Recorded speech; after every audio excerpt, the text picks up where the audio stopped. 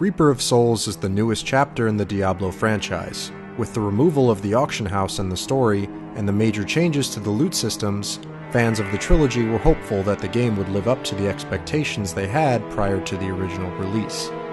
Blizzard has assured us that this revamped Diablo can deliver on what they originally promised. Unfortunately, most of the problems are inherent with the core of the game and are ultimately hidden beneath layers of surface changes. The new loot system, dubbed Loot 2.0 by Blizzard, is an attempt to make item drops more valuable and interesting. For returning players, it's exciting to return to legions of easy upgrades.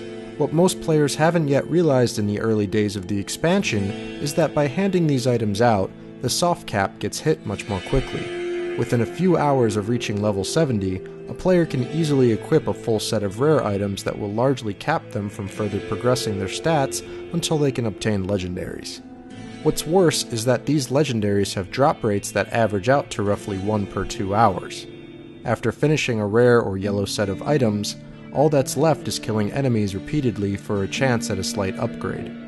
The addition of the Mystic, who allows you to change one of the undesirable stats on an item for something better, makes it even easier to hit a soft gear wall where the only upgrades possible drop on a pseudo-timer. In Blizzard's defense, there was more to Loot 2.0's changes than the new drop system. Legendary items were given interesting stats and abilities to make them more desirable, opening up exciting build possibilities once an item is obtained. To give the illusion of building sets, elemental and specific skill stats were made more prominent on gear. Unfortunately, instead of being dynamic and interesting, this system is largely static. For example, a helm piece that drops for a wizard has a chance of giving 8 to 15% damage to one of 7 different wizard abilities. These abilities are the only abilities that can appear on a helm, and you can always use the Mystic to change which ability is buffed. This was clearly done for balance reasons, as Blizzard doesn't want someone stacking something like Arcane Orb damage on every piece of their gear. As a result, these static affixes make much of the randomness feel artificial. In the spirit of 1 step forward and 2 steps back in Reaper of Souls, Blizzard removed the auction house, which allowed players to sell their items for gold and cash. While this was an exciting change that few saw coming, the ability to trade found legendaries after a short delay was also removed. It's understandable that the need to battle third-party sellers is important, but without the social aspect of trading, Diablo 3 feels more and more often like a slot machine. Then again, with the addition of smart loot, it would be difficult to find legendaries worth trading, as loot that drops nearly always has stats that are beneficial for the class that you are currently playing. Adventure mode is an excellent addition, completely removing the cringe-inducing story from the game and focusing on killing random things in random places. It's a welcome addition, though it brings to light a pattern I've noticed that regularly occurs in Blizzard games. After releasing a frustrating grinding mechanic in a game as a feature, a patch or expansion will be released and remove some of the frustration. World of Warcraft is notorious for these kinds of changes. An expansion would add something like a grind of quests for epic gear, and a later patch would announce a way of reducing the grind as a feature generating excitement. Reaper of Souls feels a little like this.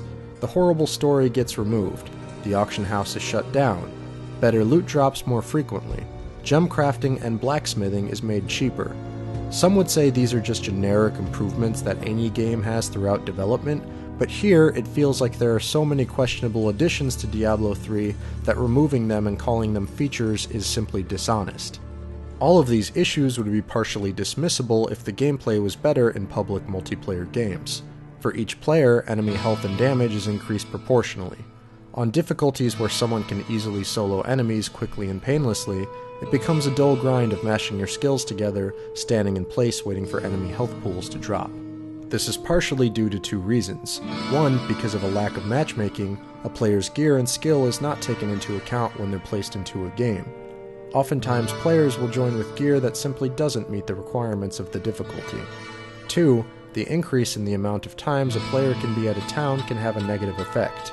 With 4 players in a game, this will increase linearly, meaning you're often stuck making up the damage of other players, regardless of how good they are. Reaper of Souls feels like Blizzard has reassembled their internal team and tried to tackle the game's problems without recognizing some of the built-in pitfalls like boring primary stats and skills based off weapon damage. It's certainly improved over the original, but that doesn't say much. With the addition of the new loot system, it feels as if though Blizzard is trying to make everyone feel like a superhero. Unfortunately, it goes without saying that if everyone feels like a superhero, then no one is a superhero.